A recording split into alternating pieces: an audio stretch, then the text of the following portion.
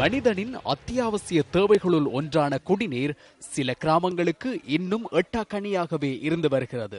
அம்பாறை மாவட்டத்தின் அட்டாளச்சேனை பிரதேசத்தில் உள்ள அஷ்ரப் நகர் பகுதி மக்களும் இந்த நிலையை எதிர்கொள்கின்றனர். வாய்க்கால் மற்றும் ஏனைய நீர்நிலைகளிலிருந்து நீரை பெற்று வந்த இந்த பிரதேச மக்களின் நன்மை கருதி அரசு சார்பற்ற நிறுவனம் ஒன்றினால் நீர்த்தாங்கி ஒன்று நிர்மாணித்துக் கொடுக்கப்பட்டது. எனினும் நீர்த்தாங்கியில் ஏற்பட்டுள்ள சில பிரச்சனைகள் காரணமாக அதிலிருந்து தொடர்ந்து நீரை பெற்றுக் கொள்ள முடியாமையினால் மீண்டும் பல இன்னல்களை எதிர்கொள்ள நேரிட்டுள்ளதாக பிரதேச மக்கள் தெரிவிக்கின்றனர். 6 மாசம் இது தண்ணி எடுத்து தந்தாக டாங்கிட்டு அது மாதிரி 6 மாதத்தில் பில்பட்டு இந்த குழாய் சாமான் அடைக்குதாம் கிரவ சாமான் அடைக்குதாம் தண்ணி இல்லையாமன்னு சரி 6 குளத்தில் தண்ணி தான் தந்துதான் நான் குடிச்சிக்கு இருந்த மாதிரி அப்புறம் இல்லை வாப்பா. இப்போ ஆக இருப்பது ஒரு கிணறு. அந்த கிணத்திலையும் இருந்து 1 கிலோமீட்டருக்கு அங்கால 6. அந்த கிணத்தடிக்கு போவதாண்டால் 5 மணிக்கு காலை 5 மணிக்கு போக முடியாது. ஏனென்றால் ஆணை தொல்லைகள். இந்த தண்ணி சம்பந்தப்பட்ட அதிகாரிகள் எங்களுக்கு கூடிய விரைவில் தண்ணியை வழங்க பணிவன்புடன் கேட்டுக்கொள்கின்றோம். இந்த கிராம மக்களின் நீர் பிரச்சினைக்கான ஒரு தீர்வாக அட்டாளச்சேனை பிரதேச சபையினூடாக குறிப்பிட்ட நாட்களில் நீர் வழங்கப்படுகின்ற போதிலும் இதன் மூலம் கிடைக்கும் நீர் போதுமானதாக இல்லை என அவர்கள் தெரிவிக்கின்றனர். பிரதேச தண்ணி குணம் தாராக இப்ப தண்ணி குணம் தந்தா அது குடிக்க மட்டும் தான் காணும். வாக்கு சாமஞ்சிலாம் காணும். 6 மைல் தூரம் நடந்து போறோம் தண்ணி வாக்குறதுக்கு. இப்ப பிள்ளைகளுக்கு நோம்பு பிடிச்சா தண்ணி வாக்க சாமஞ்சி கஷ்டம். இப்ப 2 வருஷம் கூடி நாங்க இந்த கஷ்டம் தண்ணி இல்லாம கிடந்தோம். எனவே அஷ்ரப் நகர் பகுதி மக்கள் தங்கு தடையின்றி நீரை பெற்றுக் கொள்வதற்கு தேவையான வசதிகளை ஏற்படுத்தி கொடுக்க வேண்டியது அதிகாரிகளின் கடமை அல்லவா? கிழக்கு மாகாண நீர்வளங்கள் அமைச்சரே, இது உங்களின் கவனத்துக்கு. இலங்கையில் இசைத்துறையில் பல பிரபலங்களை உருவாக்கிய சிரச சூப்பர் ஸ்டார் 4ஆம் கட்டத்தின் மாபெரும் இறுதிப் போட்டி தற்போது நடைபெற்று வருகிறது. இறுதிப் போட்டிக்கு தகுதி பெற்ற கம்பஹாவைச் சேர்ந்த திசர சாணக்க மற்றும் மொரட்டுவையைச் சேர்ந்த உதித்த சாஞ்சய் ஆகியோர் சூப்பர் ஸ்டார் மகுடத்திற்காக போட்டியிடுகின்றார்கள். இலங்கையின் இளம் பாடகருக்கு முடிசூட்டும் மங்கள விழா சிரச சூப்பர் ஸ்டார் ஜெனரேஷன் 4 முன்னைய போட்டிகளை விட புதிய பரிமாணத்தில் மக்களிடம் கொண்டு செல்வதற்கு நடவடிக்கை எடுக்கப்பட்டிருக்கிறது. 1,54,000 போட்டியாளர்களில் கம்பஹாவைச் சேர்ந்த திசர சாணக்க மற்றும் மொரட்டுவையைச் சேர்ந்த உதித்த சாஞ்சய ஆகியோர் மக்களின் விருப்பத்துக்கு அமைய இறுதிப் போட்டிக்கு தகுதி பெற்றிருக்கிறார்கள். ரத்மலானையில் நிர்மாணிக்கப்பட்டுள்ள MTV MBC ஊடக வலையமைப்பின் ஸ்டைம் மண்டபத்தில் தற்போது இறுதிப் போட்டி நடைபெற்று வருகிறது.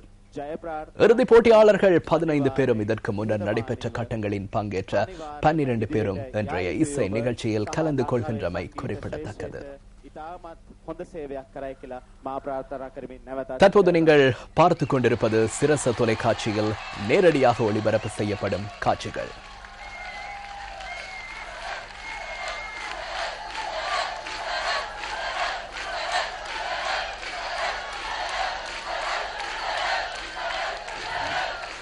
අනයි තිසර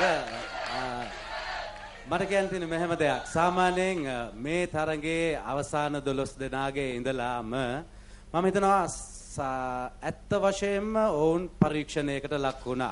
මොකද பிரபல சிற்பி திச ரணசிங்கவின் படைப்புகளை வெளிப்படுத்தும் விதமாக கொழும்பு லயனல் வீட்டில் நேற்றைய தினம் கண்காட்சி ஒன்று ஆரம்பமானது.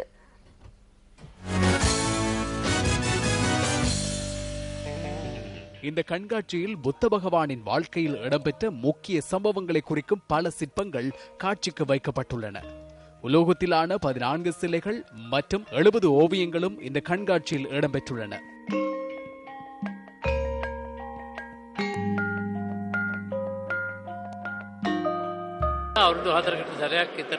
எனது படைப்புகளை வெளிப்படுத்துவதற்காக 4 வருடத்திற்கு ஒரு முறை கண்காட்சி ஒன்றை ஏற்பாடு செய்வேன். இதன் மூலம் எனக்கு திருப்தி கிடைக்கிறது. இந்த மாதம் 31ஆம் தேதி வரை இந்த கண்காட்சி நடைபெற உள்ளது.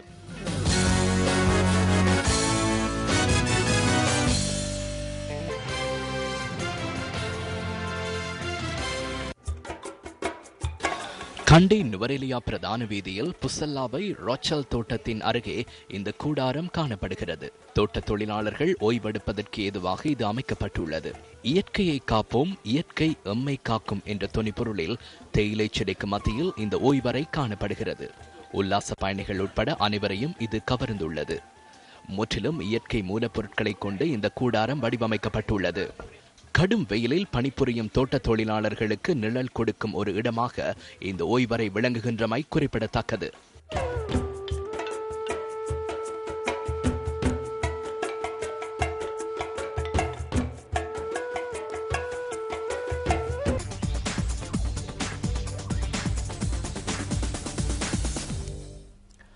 உலகக்கிண கனிஷ்ட குழு பேட்மிண்டன் போட்டியில் பங்கேற்கும் வாய்ப்பு இலங்கைக்கு ஆற்றப்போயுள்ளதாக சர்வதேச பேட்மிண்டன் சம்மேளனம் குறிப்பிடுகிறது.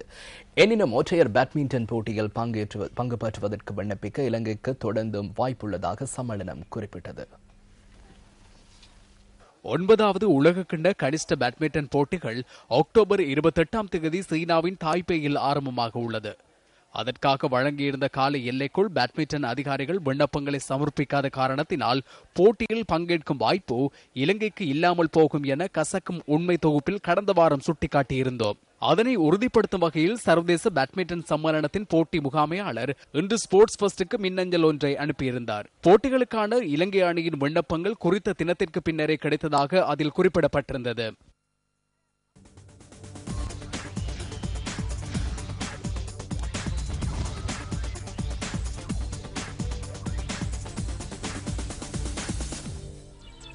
இத்துடன் நமது 8 மணி பிரதான செய்திகள் நிறைவு பெறுகின்றன. இரவு 10:45 இடம்பெறும் அடுத்த பிரதான செய்திகளோடு மீண்டும் சந்திப்போம்.